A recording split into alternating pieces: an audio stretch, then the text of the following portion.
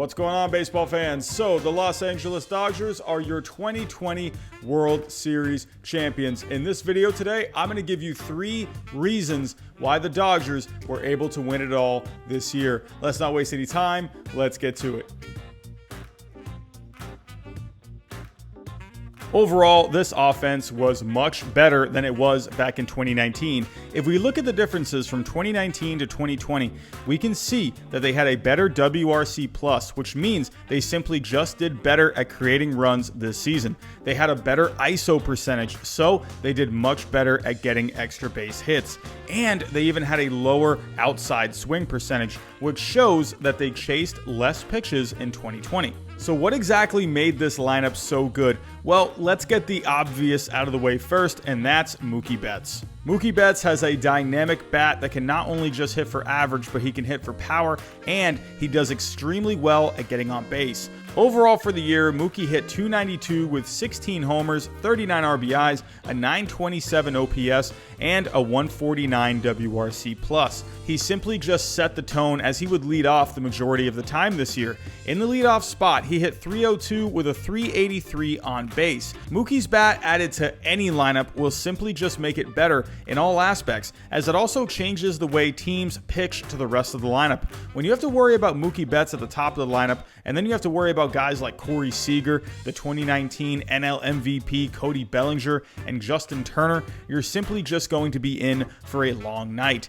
These are guys that can not only just hit, but they work counts well, and they can run starters from the game early. Having Mookie atop this lineup was just a nightmare. Another reason why this lineup was so good was someone that I mentioned earlier, and that was Corey Seager, who really had himself a bounce-back year when you compare it to his 2019 season. He hit .307 compared to .272 back in 2019.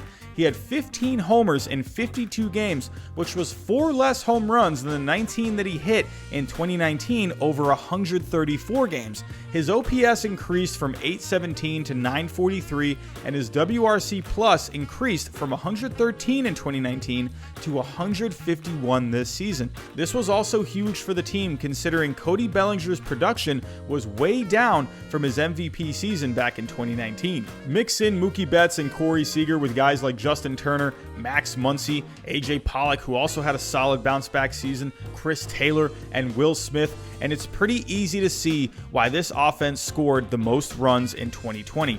One last thing to mention about the offense was that they were much better at performing in clutch situations this season. In medium and high leverage situations with runners in scoring position, they had a WRC+ of 139, which was a huge increase from the 119 WRC+ back in 2019. Overall, this ranked 3rd in the majors in 2020. This team simply was just so good at getting the job done when it counted. The next big reason why the Dodgers were able to win it all this year was an improved bullpen, which ranked 3rd overall in the majors this season. If we compare the stats from 2019 to 2020, the FIP was better, the XFIP was better, and they walked less guys. The bullpen was just so good thanks to a few guys. The first one to mention is closer Kenley Jansen, who didn't really help things out much in Game 4 of the World Series, but he had a solid season for the most part, posting a 3.03 FIP and over 12 strikeouts per 9. However, when Jansen did falter in Game 4, they had someone else step up in Game 5, and that was Blake Treinen, who earned the save that game. They added Blake Treinen in the offseason after struggling with the A's in 2019, but he was able to put together a solid season, posting a 3.15 FIP. Then there were some other guys that really contributed, like Jake McGee, who had a 1.67 FIP and over 14 strikeouts per 9.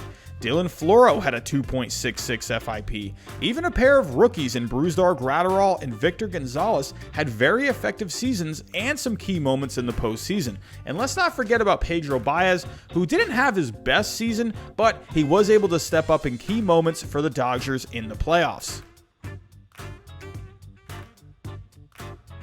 And for my last reason why the Dodgers were able to win it all this year was the production from rookies. While the Dodgers had some solid play and leadership from the veterans, they also had some rookies really step up. I mentioned Victor Gonzalez and Brusdar Graterol for the bullpen earlier. They both had very good seasons, as Gonzalez was a key lefty out of the bullpen, posting a 1.69 FIP and over 10 strikeouts per nine, while Graterol offered a 100-mile-per-hour plus sinker out of the bullpen. They also had a couple of starters this season step up in Dustin May and Tony Gonsolin. With David Price opting out this season, having these two guys on the team was key for the Dodgers being able to get through the season smoothly with the starting pitching. They each started a combined 18 games while posting a combined 2.44 ERA. While Gonsolin didn't exactly have the best postseason, May was able to pitch some meaningful innings in the playoffs, including a key bullpen appearance in Game 5 after Kershaw came out of the game. This just shows the Dodgers that they shouldn't just be excited for this season, but they should be excited for the future as well. So those are my 3 reasons why I think the Dodgers were able to win it all this year. Give me some reasons of your own down below in the comments. Don't forget to subscribe. Don't forget to give a thumbs up. And if you don't like my face, give me a thumbs down. But that's all I got for this video today. Thanks for watching, and I'll talk to you next time.